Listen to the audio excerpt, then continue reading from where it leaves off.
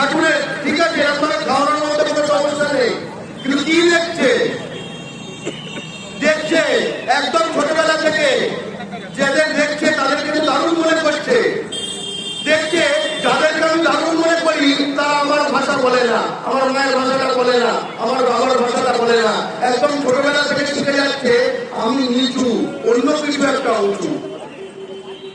এই ছোট ছোট জিনিসগুলো যখন আস্তে আস্তে বড় হয় ততদিনে তার শিরদাঁড়া বেঁকে গেছে, শিরদাঁড়া সোজা করতে শিখেছেন নারায়ণ বন্দ্যোপাধ্যায়, নারায়ণ দেবনাথ।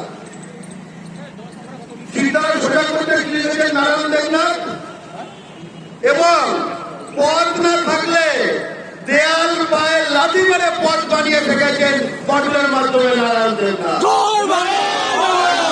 বলেছে যে যদি দেখো দরজা নেই কোনো সমস্যা নেই, আমরা দেয়াল ঘুরে ঘুরে যাবো।